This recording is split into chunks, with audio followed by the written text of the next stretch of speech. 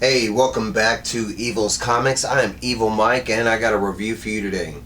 From Image Comics and Shadowline Productions, we're going to be talking about The Last Barbarians.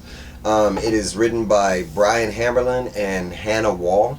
Art by Brian Haberlin and colors by Geirrod Van Dyke. Letters by Francis Takenaga.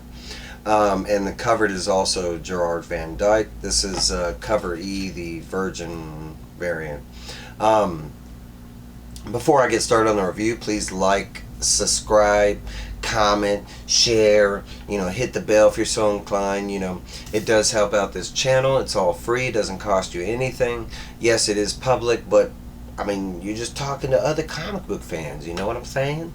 It's okay if people read your comments, and if you want to go full negative, go full negative. I can fight that off too. You know what I'm saying? Or go super positive. Alright, so we are thrust into a brand new world, fantasy, medieval.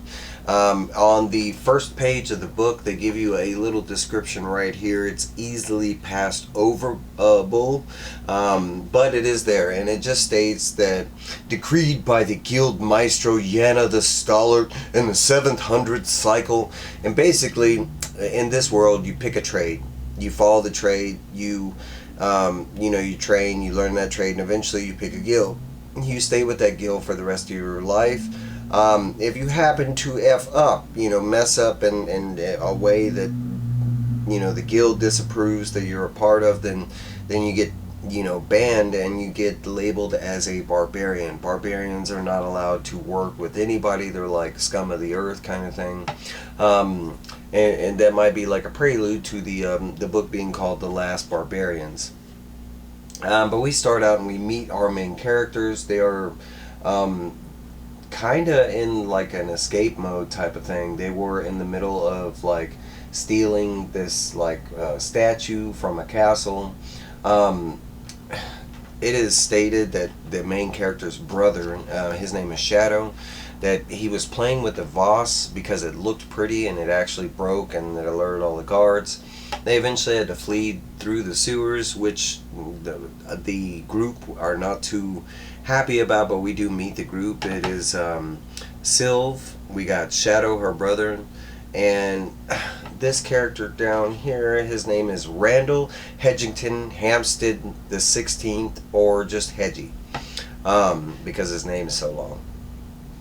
But basically we learn a little bit about the two main characters, because Hedgie's not, I wouldn't say he's like a main character, and we'll get there. But basically we meet Shadow, and Shadow is like 7 feet something inches, and his sister Sylvie, and they were trying to steal the statue. They do show the statue right here on the table, because eventually they do go drop it off where they're supposed to drop it off with this guy named Godar. The problem is, during the escape, eventually the statue got cracked. It's supposed to be like a priceless artifact or whatever, and now the guy doesn't want it because it is cracked. There is another character is here. This is, and I think her name is pronounced Maisie, but Maisie's kind of the in-between when they're dealing with guilds and stuff like that. But both Sylv and Maisie, they both state, hey, you can find an artisan that can fix the little crack. No one would ever know. Basically, the guy, Godar, he doesn't want it at all. He's like, look, I'm not going to pay you at all. Y'all broke the merchandise. The mission was not a success. It was a failure. We learn real quick that Sylv has a huge temper, and with him decreeing that, she takes the statue and she basically, burst it into a million pieces, stating that, well, if you're not going to pay us, then you're not going to get the statue either, even if it is, kind of cracked a little bit.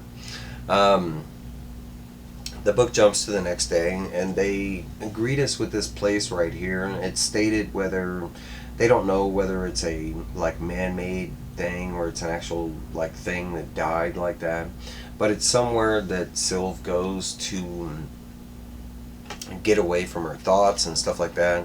Shadow at the moment is he is asleep for like a couple hours, so she has this moment to herself. I kind of passed this over, but her brother, being such a big giant, he is kind of, I would say, slow, not the smartest of people, but he is super friendly and happy and that kind of thing. He's not like an aggressive giant guy type of thing. It's stated that if she stayed in this area too long, that a real giant would show, and sure enough, a real giant does come, and she kind of starts stating facts about the giants, that hey, they're kind of slow, and if you can, if you can run, you can stay ahead of them, and the stamina thing will kick in. But of course, it doesn't work. She gets plucked up, and she states another known fact, that giants are not very family friendly or oriented. So, and they actually like family, but because of their ways, that they are not, very just family oriented. They don't really travel in packs. They're solitary, and basically she states, if you can do your meanest mom face and scorn them, and you might be able to survive the encounter. There is something else that's stated while the picture of the mouth is there, that they only eat like dead things, or like the worst of things. They don't eat fresh stuff. They don't eat alive stuff. So if he were to have killed her, he would have bashed her, left her there to like ripen, and he would have came back and then eaten her. But in this case, the scorn and the mom mode does work. This is kind of where we meet Sylv, like introduced with her character. We find out her real name is Silver, and just it's short for Sylv, and it is not pronounced spelled like regular Sylv or Silver. It's a Syler or Sylv.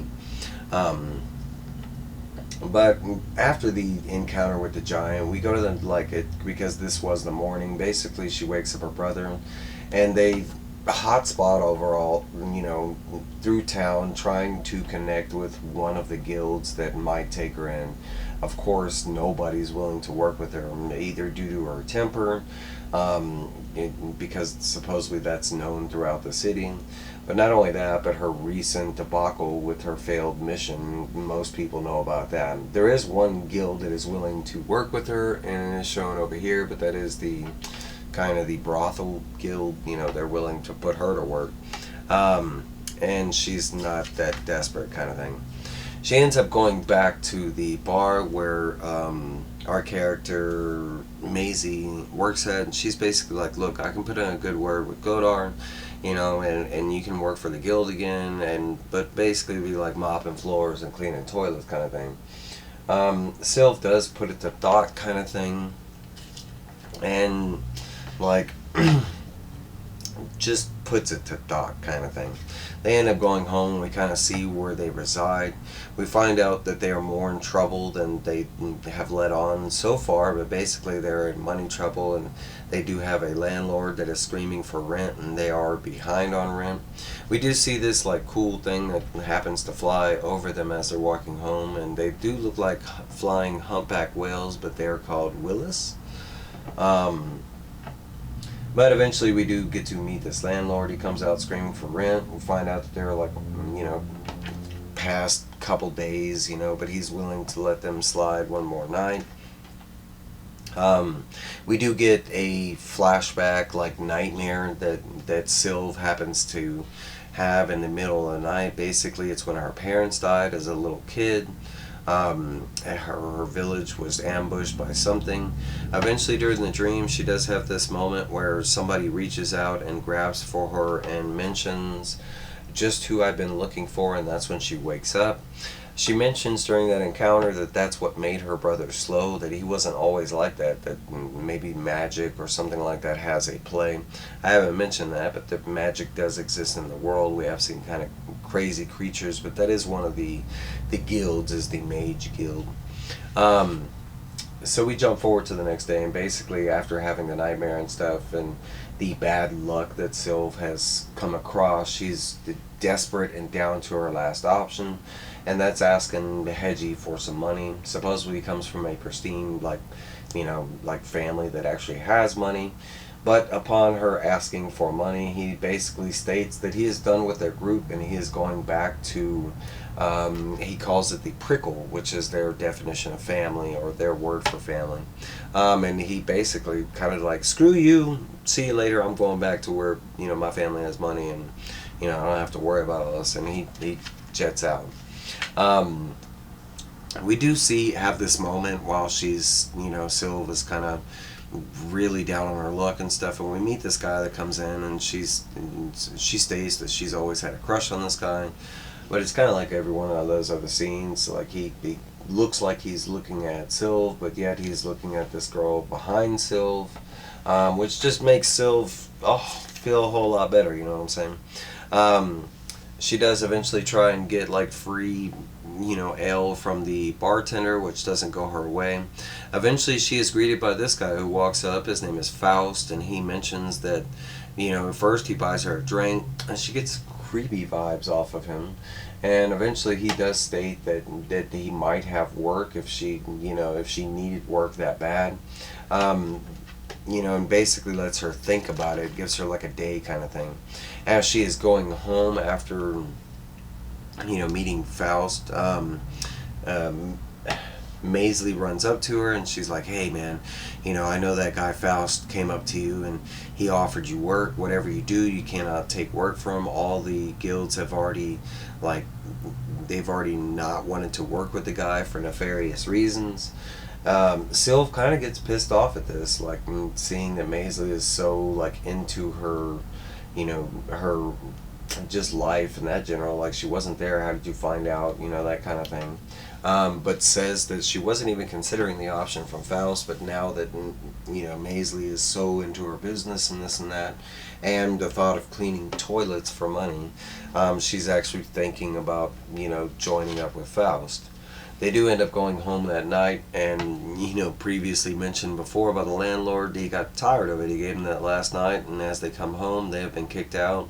Their room has actually been rented out to this huge cow with like two faces, or bull, I don't know. But he basically, landlord's like, look, I've been working with y'all for so long because I was friends with your parents, but I mean, he's like, the bad crops and stuff happening, and he's like, I gotta look out for myself. So that's it, you're out of your luck, you gotta find room somewhere else. As that happens, everything else, winding up at their luck, it does start raining. So everything accumulating, of course, she runs after Faust, agreeing to take the job. He wasn't aware that there was going to be two of them, and he kind of states that he only has money to pay for one of them, but if they'd like, they could do a 2-for-1, and Sylv not having anywhere really to go, or Shadow for that matter, but basically they agreed to the 2-for-1 deal. We don't really find out what the job is yet, but we do meet another companion that he has hired. It's a warrior that he is stated she is Miss Ineka, and she is from the Lost Lands.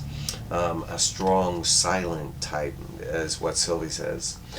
Basically, we find out that they don't need a room for rent because they are about to head on a boat that Faust has not informed them of, but nonetheless they will have somewhere to stay.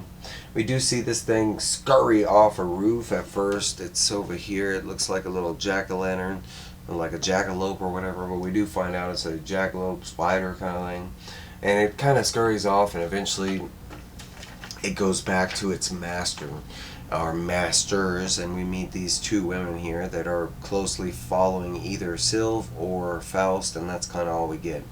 We do get previews of the second issue, and we do get a brief description that I'll read real quick.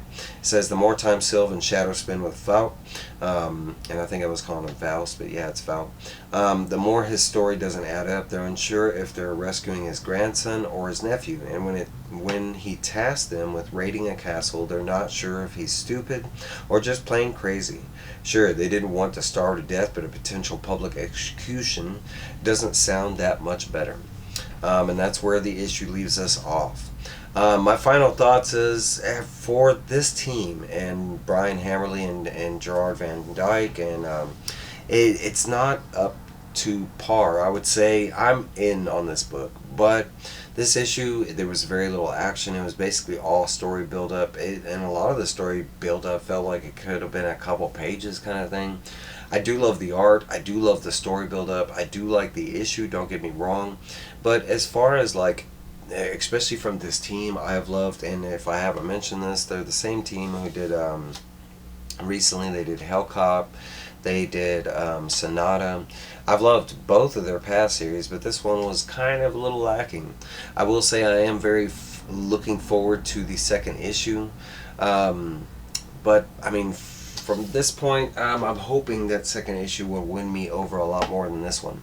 Let me know down below your thoughts. What are you thinking? It's not exactly the same team I'm used to. There is a couple different names in this, like a different letterer, and Hannah Wall I'm not familiar with. That doesn't mean anything. It was still a great read. It's still a fun read. It was still, it's just, I would agree there wasn't as much action. I felt like we should have get a little more like on the villainy kind of side, like, hey, I don't know. But hey, those are my thoughts. Let me know your thoughts down below. Did you read it? Did you pass it? After you read it, what did you think? Am I completely insane, or I don't know. But hey, that's what I got for you. I got more reviews coming. I will see you in the future. Bah!